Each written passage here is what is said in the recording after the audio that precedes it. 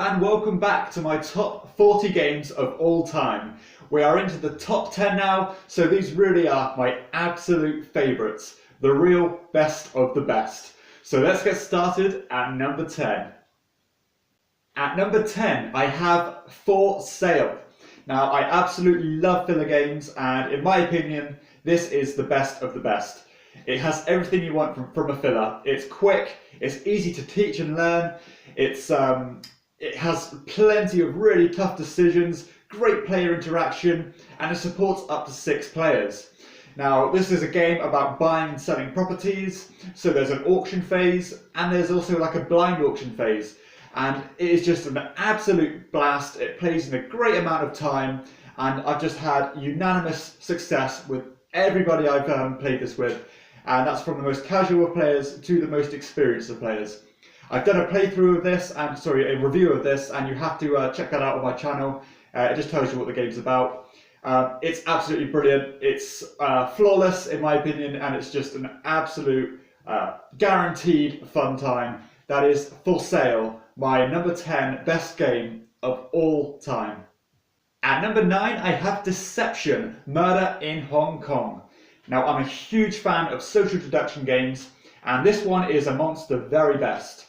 I love that there's a real logical puzzle here, and that role of the forensic scientist trying to help the detectives point to who the murderer is, it just works really well. Some of the synergies between the the murder weapons and the clues, they can just really paint a really cool picture, and you get really immersed, and it kind of encourages like creative thinking and imaginative thinking.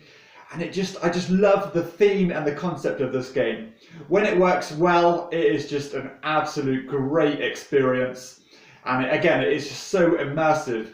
You really want to find who that murderer is, or when you are the murderer, just trying to pin the crime on someone else is great. Now, also the other roles such as the witness and the accomplice, they work great as well, especially the bigger player counts. You just get these great layers of interaction between the players, and it's great because a lot of players don't really like that, the part of social deduction where you have to blatantly lie to your friends because they don't like being put on the spot. But again, with this one, there's that logical puzzle here, so you can always kind of point to logical solutions instead of just blatantly lying. It's just a great game, so well designed, and I'm really looking forward to the expansion for this one. So my number 9 best game of all time is Deception, Murder in Hong Kong. At number 8, I have Taschen. Now this is a phenomenal negotiation game about being corrupt politicians. Now the objective of the game is to make as much money as possible by blackmailing, by bribing, by counter-blackmailing, by voting, or basically each round someone's going to be a president and they're going to dish money out as they see fit amongst all the players, and you can vote to keep that president in power if you're getting the money you want, or you can vote to kick him out to get a new president. Oh my god, the level of interaction in this game is unprecedented. The negotiation aspect really shines through, and I just think the theme of the game just suits the mechanics so perfectly. What a game this is. I've only recently picked this up, but it really had a huge impact on me, and I just love everything about it. Just 15-20 minutes of absolute hilarity, brilliant. It does make you feel like a complete piece of crap playing it, because the shady tactics you're going to take, the lying to people your mates' faces, you're blackmailing others just so they do what you tell them to do. It's just a brilliant experience. A real fun time in a very succinct amount of time. That's my number 8 best game of all time, Taschen. At number 7, I have The Castles of Mad King Ludwig. Now this is a wonderful tile placement game it's based around building a castle. And you're going to get all different types of rooms, all in different shapes. And each round you're going to buy some of these rooms and just build a castle, one room at a time. And what I love about this game is just the vibe of the game is just so chilled out. It's really relaxing and just so fulfilling and rewarding watching your castle develop. I also love the thematics of this game. Like, For example, you get minus points if you put loud rooms next to sleeping chambers, and you get rewarded if you put certain rooms next to other rooms. It's just so wonderful. And also, this game has one of my favourite mechanics of all time, which is the Master Builder. So each round, one player is going to set the prices of all these rooms, and then the other players are going to choose to buy those rooms or not. But you just have to be really careful by looking what other players are kind of looking for in their castles, so you can set the prices accordingly. But also these rooms you're going to be bidding on yourself, so you've got to be careful not to put the rooms you want too cheap or too expensive, because you don't want to pay too much for them. Or if they're too cheap, then other players might buy them. It's just so well designed. There's a good level of strategy here. There's good kind of tactical thinking here. It's just a wonderful piece of gaming design, in my opinion. I just love everything about it.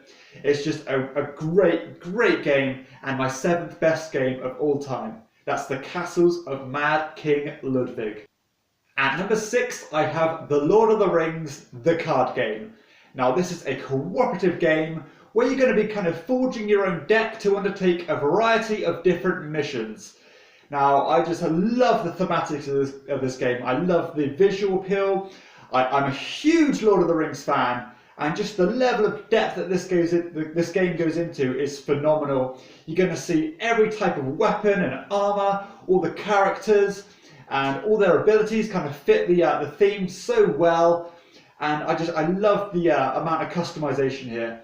Each game or each mission, you're going to tinker your deck to try and best complete those missions, and you've got to really work together and talk through how you're going to tackle these missions as efficiently as possible.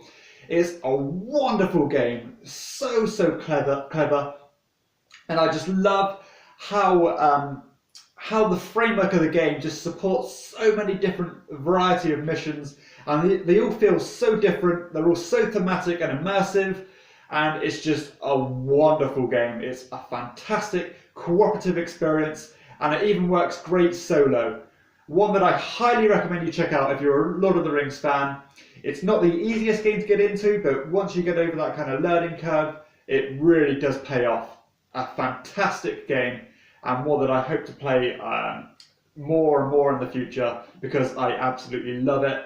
My number 6 best game of all time is The Lord of the Rings, the card game. At number 5, I have War of the Ring. Now, this is another Lord of the Rings game, but this one is much more, well, it takes the vantage point from a much more macro view. It's a lot more epic. You're going to be controlling huge armies instead of controlling individual characters, and it just completely goes through the all the major events of the book trilogy. It is absolutely epic in proportion. This is Lord of the Rings in a box. It has every bit of theme injected into this game. It has area kind of control, but it also has a cool narrative, because one player is going to be the shadow player, one's going to be the fellowship player, and you're going to really kind of go through the story in your own way. You can take any route you want. You can keep the fellowship together, or you can break them up and try to divide and conquer. Try to get all the different nations involved in the war, while the shadow player is going to be overtaking all these territories, because the shadow player has kind of infinite resources, and the fellowship player doesn't have so much, so he has to be a lot more careful with his guys, or with his armies, but he's also a bit more agile and a bit more elusive.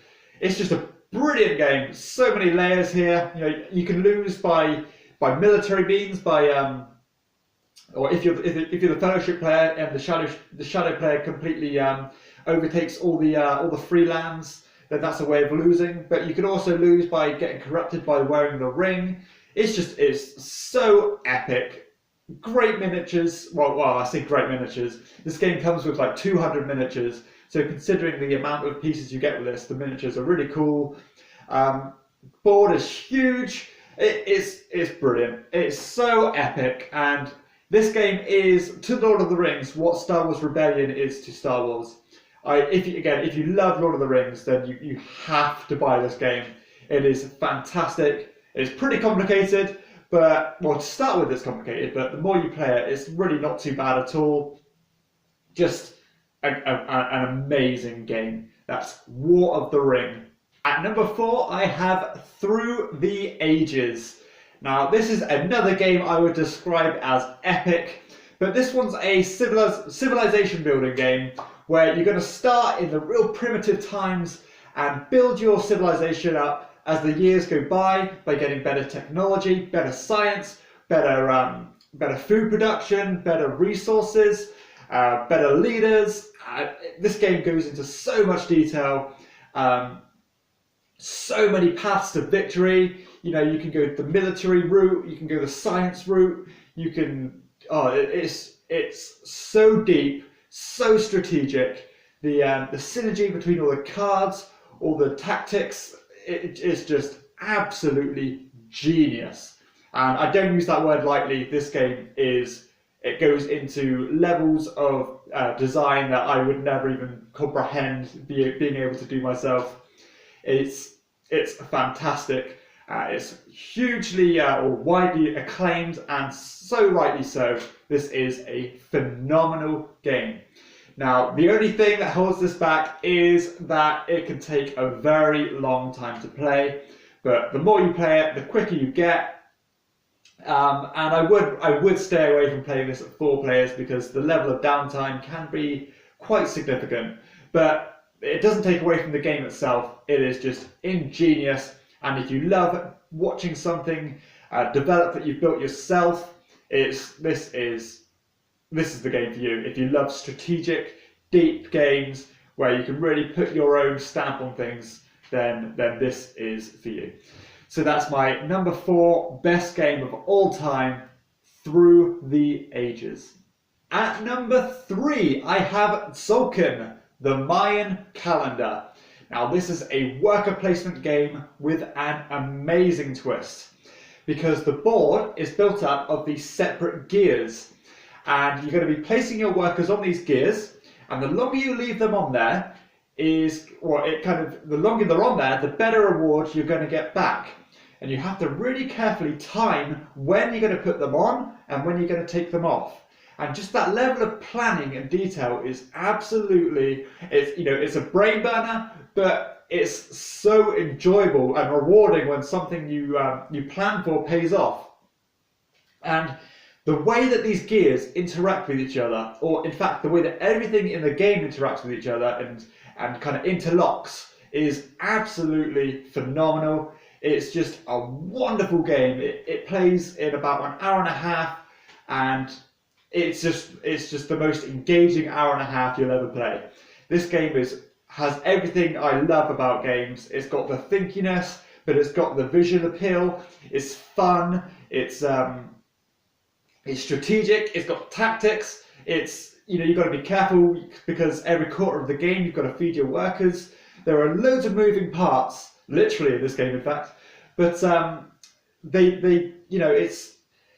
it just creates a great level of replayability, because each time you're going to want to try something slightly different to see if you can do better.